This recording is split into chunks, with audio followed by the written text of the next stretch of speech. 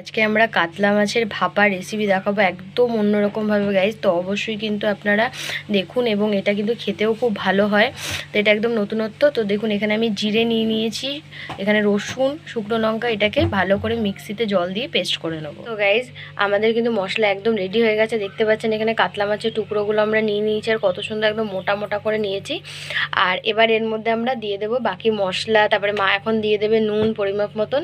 আর অনেক রকম কিন্তু আমরা সর্ষে, পোস্ত সব কিছু দিয়েই কিন্তু কাতলা মাছের ভাপা খেয়ে থাকি। এটা কিন্তু একদম নতুনত্ব মশলা দিয়ে গাইজ, অবশ্যই কিন্তু আপনারা ট্রাই করবেন। তো মা দিয়ে দিল পরিমাপ মতন হলুদ, আর এবার দিয়ে দেবে যে মশলাটা আমরা বানিয়েছি সেটা দিয়ে আমরা এটাকে ভালো করে মেখে নেবে মা। নুন হলুদ তো দেওয়া একদম কমপ্লিট হয়ে গেছে। এবার মা দিয়ে দেবে মশলা, যে মশলাটা আমরা বানিয়েছি, আর দিয়ে দেবে কাঁচা সর্ষের তেল। আর কড়াইতে তেল দেবে, কড়াইতেও তেল দেবে। আর এখানে অনেকটা পরিমাণে মা তেল দিয়েছে।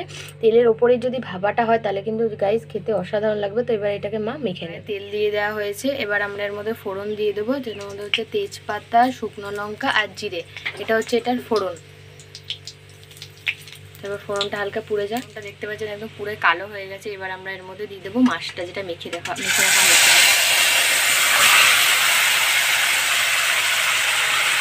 হয়েছে। আর তখন ধোঁয়াটা উঠছিল বলে আমি ক্যামেরাটা অফ করলাম। তো দেখুন একদম নর্মাল হয়ে গেছে। এবার মা এর মধ্যে হালকা বাটিটার মধ্যে যে মশলাটা লেগে আছে সেটা ধুয়ে হালকা একটু জল দিয়ে দেবে, যাতে মাছটাকে একটু সিদ্ধ হয় সেই পরিমাপ করে। আর নুন টুনগুলো কিন্তু আপনারা যে যার তরকারির পরিমাপ অনুযায়ী কিন্তু বুঝে দেবেন। এবার মা এটাকে হালকা নাড়িয়েই কিন্তু ঢেকে দেবে, তাই তো? খুব বেশি নাড়ানোরও দরকার নেই, জাস্ট এরকমভাবে মা পরিমাপ মতো জল দিয়ে ঢেকে দেবে। কালারটা দেখুন কত সুন্দর হয়ে গেছে। আর ভাপাটা যখন একদম কমপ্লিট হয়ে যাবে তখন কিন্তু আরও বেশি ভালো লাগবে। এবার এটাকে আমরা ঢেকে দেবো। ঢাকনাটা খুলবে, মিনিমাম 2-4 মিনিট হয়ে গেছে। দেখুন কালারটা কত সুন্দর এসেছে। আমরা কিন্তু এর মধ্যে কোনো এক্সট্রা কালার মিশাইনি, জাস্ট এমনি মশলাতেই এত সুন্দর কালার এসেছে। এবার মা দিয়ে দেবে কাঁচা লঙ্কা চিড়ে, মিনিমাম 5টা মতন কাঁচা লঙ্কা চিড়ে দিয়ে দিয়েছি।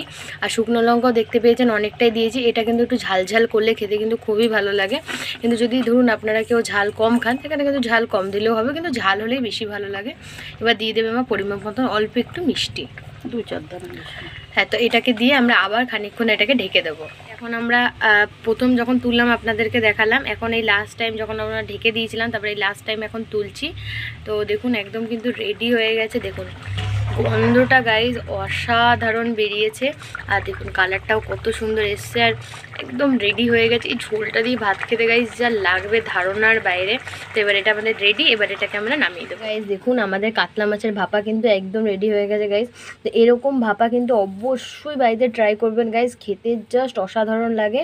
আর দেখতেও দেখুন একদম কত সুন্দর হয়েছে। আর গরম গরম ভাতে আর কিচ্ছু লাগবে না গাইজ। তো অবশ্যই এরকম একটা নতুনত্ব কাতলা ভাপা অবশ্যই বাড়িতে বানিয়ে খেয়ে আমাকে কমেন্ট করে জানাবেন আপনাদের কীরকম লেগেছে। আর ভিডিওটা যদি ভালো লেগে থাকে তাহলে লাইক করবেন, শেয়ার করবেন, আমাদের চ্যানেলটা অবশ্যই সাবস্ক্রাইব করবেন, বেল আইকন ক্লিক করবেন এরকম নতুন নতুন ভিডিও সবার আগে পাওয়ার জন্য গাইজ। আজকের জন্য এতটুকুই, আবার দেখা হবে পরের সপ্তাহে।